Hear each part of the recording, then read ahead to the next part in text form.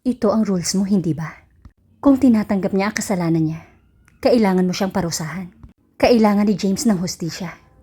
Ito ang magbibigay ng kapayapaan sa kanyang kaluluwa. Boss, gusto namin ng hustisya.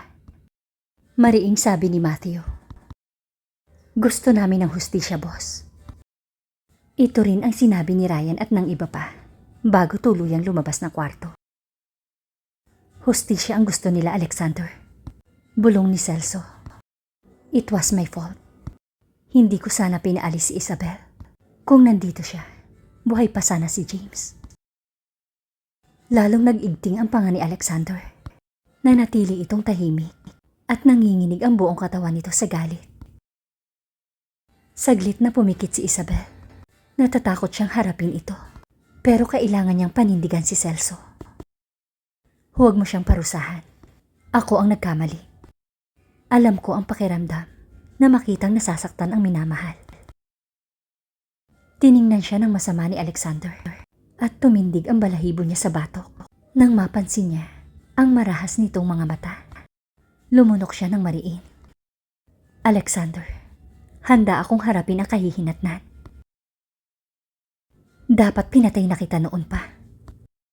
Galit na sabi ni Alexander bago humarap sa ilang tauhang naroroon. At inutusan ang mga ito. Dalhin niyo si Celso sa torture room. Pinagmasdan ni Isabel si Alexander ng may takot at nagmakaawa dito. Nagmamakaawa ako. Huwag mo itong gawin. Bago pa makumpleto ni Isabel ang kanyang sasabihin, tiningnan siya ng masama ni Alexander at lumabas ng kwarto. Napatingin siya kay Celso na malungkot na nakangiti. I'll be okay, Isabel. Bulong ni Celso sa kanya, bago ito hinawakan ng dalawang tauhan ni Alexander at inilayo. Hinabol ni Isabel ang mga ito. Bumukas ang pinto ng elevator at tumambad sa ilalim ng lupa. Anong lugar ito? Mariing napalunok si Isabel at lumabas ng elevator. Tumingin siya sa paligid. Sinundan niya ang isang truck at nakarating siya sa isang silid, kung saan niya naririnig ang isang mahinang boses. Lumapit siya sa bintana at pinagmasdan ang loob. Naitakip niya ang kanyang kamay sa bibig nang makita niyang nakatali si Celso. Nakakadena ang mga kamay at paa ni Celso. Wala itong suot na pantaas at naiwan lamang ang pantalon. Napatingin siya kay Alexander na tumabi kay Celso habang hawak ang leather na belt. Oh my God, sasaktan niya ito. Nakapalibot ang mga tauhan doon at pinagmamasdan ang lahat. Hinawakan ni Alexander ang sintron at tinamaan si Celso. Napangiwi si Celso sa sakit at marahas na hinatak ang katawan nito. Tumulo ang luha sa mga mata ni Isabel. Umiling siya at tumakbo papunta sa pinto. Kailangan niyang pigilan si Alexander. Handa siyang harapin ang parusa nito sa kanya. Dahil hindi niya kayang makita na parusahan nito si Celso. Buong lakas niyang itinulak ang pinto, ngunit hindi ito umobra. Nakalak ang pinto.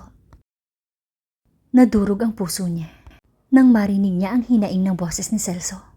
Umikot siya at bumalik sa bintana. Napabuntong hininga siya nang makita niyang tumutulo ang dugo sa sugat sa likod nito. Patuloy itong hinahampas ni Alexander ng malakas at mabilis gamit ang sintron. Ito ay hindi makatao. Paano nito nagawang saktan ang sariling kapatid? Isa talaga itong halimaw. Muling tumulo ang luha sa mga mata ni Isabel. Hindi niya ito kayang tiisin. Itigil mo na yan, Alexander. Sigaw niya mula sa bintana at nakuha niya ang atensyon ng lahat. Alexander, itigil mo na ang pagpapahirap sa kapatid mo. Hinawakan ni Alexander ang sintron at ibinaling ang tingin sa kanya. Nanatili itong tahimik, ngunit ang ekspresyon nito ay makapagsasabi ng lahat. Ang presensya ni Isabel at panggagambala ang nag-udyok dito. Muli nitong binalingan si Celso at hinampas ng mas malakas. Napaungol si Celso sa sakit. Paulit-ulit nitong hinampas si Celso hanggang sa mawala ng malay. Celso Spraggins. Paano niya nakaligtaan ang pisikal na pagkakahawig ng dalawang ito.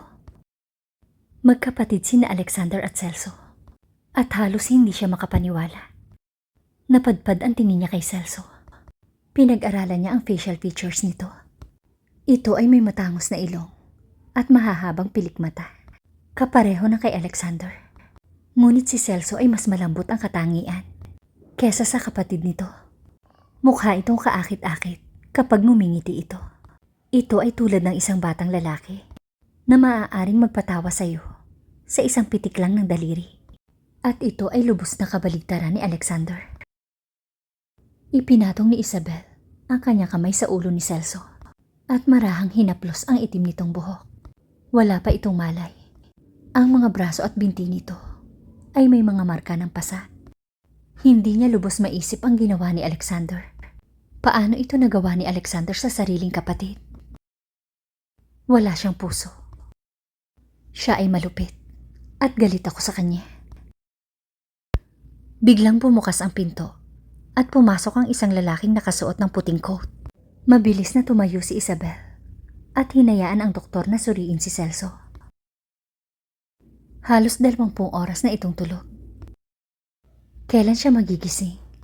Mahina niyang tanong sa doktor.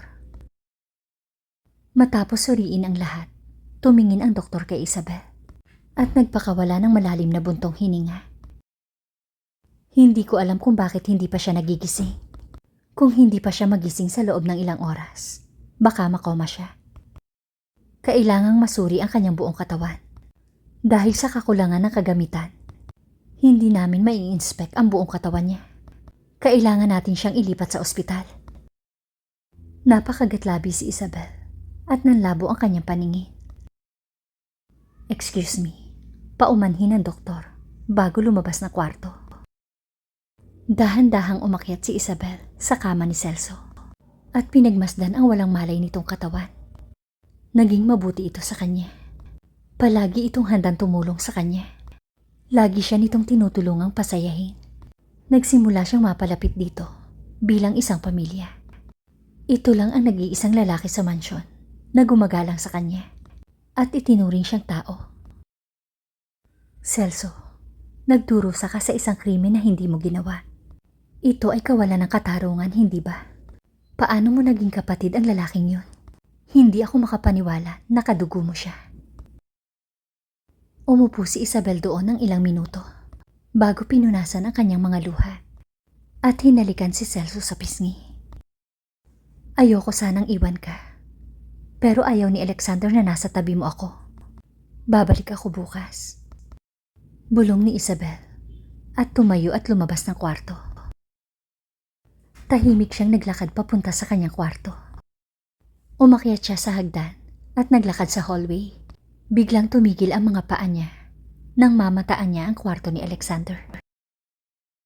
Hindi na ito nagpakita simula kahapon, kaya hindi niya alam kung nasaan ito at ayaw na niyang malaman pa. Naikuyom niya ang kanyang mga kamay. Tumalikod siya at dumiretso sa kanyang kwarto. Pakiramdam niya ay mabigat ang kanyang talukap. Pero hindi siya makatulog. Mahirap makatulog sa malagim na mansyon na ito. Pero ngayon, nasasanay na siya sa lahat. Pumasok siya sa banyo at naghubad ng damit. Lumusong siya sa bathtub at bumuntong hininga. Hinayaan niyang lumubog ang kanyang katawan sa mainit na tubig.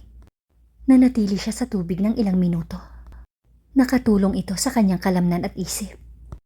Pagkatapos noon, ay bumaba siya at nagpatuyo. At binalot ng tuwalya ang kanyang katawan bago tinungo ang pintuan. Napasinghap siya sa takot nang may makita siyang lalaking nakasandal sa pader ng banyo. Magkasalikop ang mga braso nito habang pinagmamasdan siya. Gaano katagal na nakatayo doon si Alexander? Pinanood ba siya nitong nakahubad? Diyos ko. Anong ginagawa mo dito? Malamig na tanong ni Isabel. Nanatili itong tahimik habang ang mga mata ay patuloy na humahaplos sa kanyang katawan. Gumapang ang matinding init sa pisngi ni Isabel. Napalunok siya at mas hinigpitan ang tuwalyang nakatakip sa kanya bago tinungo ang pinto. Ngunit nagulat siya nang tumabi ito at hinayaan siyang lumabas. Nang sandaling tumama ang mainit nitong hininga sa hubad niyang katawan, nakaramdam siya ng kiliti sa kanyang balat. Ipinikit niya ang kanyang mga mata. Ramdam niya ang paglakas ng tibok ng kanyang puso. Binuksan niya ang kabinet at kumuha ng pantulog. Napalunok siya ng mariin. Nanunuyo ang kanyang lalamunan nang maramdaman niya ang maapoy nitong titig sa kanya. Naiinis siya sa mga titig nito dahil ito ay nagbibigay pintig lamang sa kanyang kaibuturan. Pinagdikit niya ang kanyang mga hita. Bumalik siya sa banyo dahil hindi siya makapagpalit sa harapan nito. Pero bago pa siya makapasok sa loob, hinawakan siya nito sa kamay at pinigilan. Gulat na gulat siyang napatingin dito. At bago pa siya makawala sa paningin nito, ay natanggal ang kanyang tuwalya at lumantad ang kanyang hubad na katawan. Isuot mo yan. Mariin itong utos sa kanya. Napansin niyang bumaba ang mata nito sa kanyang dibdib at sumilay ang isang ngisi sa labi nito. Naipikit ni Isabel ang kanyang mga mata sa kahihiyan. Kahit gaano siya kagalit sa lalaking ito, palagi siya nitong ginugulo. Binuksan niya ang kanyang mga mata at tinitigan ito. Kumala siya sa pagkakahawak dito at nagbihis. Pagkatapos magbihis, sinalubong niya ang mga mata nito na mas matindi ang pagkakatitig kesa kanina. Bakit kakaiba ang ugali nito ngayon? Walang galit, walang sigaw. Hinubad nito ang suot na sando at hinayaan ang sarili na nakapantalon lang. Mahirap na hindi tingnan ang kaakit-akit nitong katawan. Anong ginagawa mo? Nauutal na sabi ni Isabel. Walang sagot. Tumalikod si Alexander at naglakad papunta sa couch. Hinawakan nito ang sintron at sinaksak ng takot ang puso ni Isabel. Anong gagawin mo? Dahan-dahang humarap si Alexander sa kanya. Sasaktan ba siya nito? Lalong lumakas ang tibok ng puso ni Isabel habang pinagmamasdan itong papalapit sa kanya. Hindi na alis ang mga mata nito sa kanya. Bumigat ang paghinga niya nang huminto si Alexander. Ilang pulgada ang layo sa kanya. Galit ka ba sa akin? Mahinang sabi ni Alexander. Bumilis ang tibok ng puso ni Isabel at napalunok. Hindi niya alam kung ano ang tumatakbo sa isip nito. Hinawakan ni Alexander ang sintron at hinampas ng malakas ang pader. Gumawa ito ng malakas na ingay, dahilan ng panginginig ng katawan ni Isabel. Tinatakot ba siya nito? Sabihin mo, Isabel, galit ka ba sa akin? Umigting ang panga ni Alexander habang nakatitig kay Isabel. Alam kong galit ka. Galit ka dahil pinilit kitang pakasalan ako. Nagagalit ka dahil pinatay ko si Daisy. Nagagalit ka dahil sinaktan ko si Celso. Inabot niya ang kamay ni Isabel at hinawakan bago pilit na hawakan ang sintron. Anong ginagawa mo, Alexander? Natatarantang tanong ni Isabel. Saktan mo ko, Isabel. Saktan mo ako ng malakas at tulungan mo akong ilabas ang sakit. Sabi niya sa mahinang boses sa unang pagkakataon. Nadurog ang puso ni Isabel nang makita itong nasasaktan. Lumingon ito at lumuhod sa harapan niya. Saktan mo ko, Isabel. Matigas nitong sabi. Umiling si Isabel at pinigilan ang luha. Hindi ko kaya, Alexander. Kinamumuhian niya ito, pero hindi niya ito kayang saktan. Tumulo ang luha sa kanyang mga mata. Dapat ay masaya siya na makita itong nasasaktan. Hinampas niya si Alexander ng buong lakas. It's not working, Isabel. Hampasin mo ko ng husto at iparamdam mo sa akin kung gaano mo ako kinasusuklaman sa parehong kalupitan na ginawa ko sa aking kapatid. Nang marinig ni Isabel ang pangalan ni Celso, bumungad sa kanya ang hilaw na galit. Hinawakan niya ng mahigpit ang sintron. At hinampas ng malakas si Alexander sa abot ng kanyang makakaya. Napaungol ito sa sakit, pero patuloy niya itong hinampas ng walang awa. Karapat-dapat lang ito sa kanya. Isa itong halimaw. Isa itong mamamatay tao. At galit na galit siya dito. Hinding-hindi niya ito mapapatawad. Muli niyang hinawakan ang sintron at hinampas ito ng malakas. Hampasin mo pa ako ng todo, Isabel. Gusto kong iwaksi sa isipan ko ang nasasaktan niyang mukha. Hindi ko kayang tiisin ang sakit na naramdaman niya. Hindi ko kayang makita siyang nasasaktan. It is killing me inside. Sinaktan ko siya. Siya lang ang meron ako, Isabel. Ungol ni Alexander at inagaw ang sinturon sa kamay ni Isabel. Hinding-hindi ako magiging mabuting tao. Hinampas ni Alexander ng sintron ang sariling katawan.